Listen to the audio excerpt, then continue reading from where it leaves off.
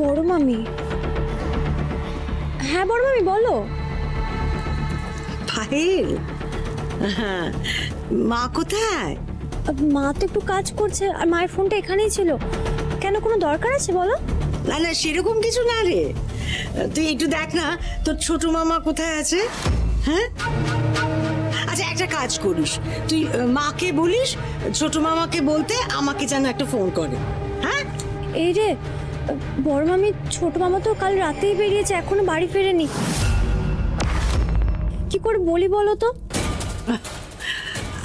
আচ্ছা ঠিক আছে, তোরা ভালো থাকিস কেমন? আচ্ছা। কি হয়েছে গো দিদি? বটে, এক্ষুনি তো আপনি পড়ে যাচ্ছিলেন। কি করবো রে মা, আজ যে ট্রেন বন্ধ, তাই এদিকে এসেছি। দুটো পয়সা রোজগার না করতে পারলে তো খাওয়া জুটবে না। অভিনয়ী তুই তো গাইতে চাস কৃষ্ণের জন্য, মানুষের জন্য, গিয়ে দে না ওদের হয়ে একটা গান, যাতে ওদের 2 পয়সা হয়। ওরাও তো মাধবের ভক্ত, হয়তো কৃষ্ণ ঠাকুরই চায় তোর হাত দিয়ে ওদের একটু উপকার করতে।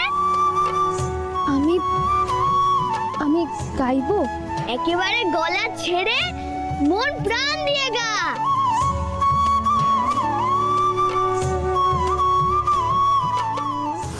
গৌরাঙ্গ বাড়িতে নেই, আর কোথায় গেছে কেউ জানেও না।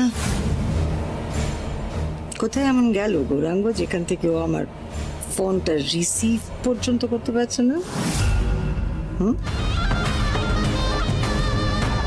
গৌরাঙ্গ, তুমি আমার আড়ালে যাই করো না কেন, ভুলে যেও না আমি কিন্তু বিষধর সাপ। শিকারের গন্ধ আমি ঠিক পেয়ে যাই।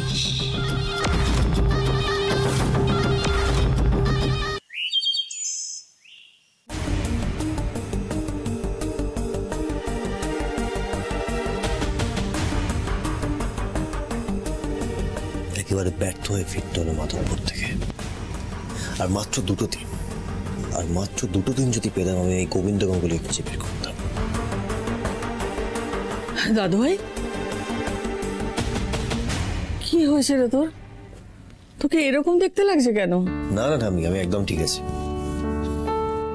দেখে তো সেটা মনে হচ্ছে না। তাহলে কি মন খারাপ? না ঠিক মন খারাপ নয়, একটু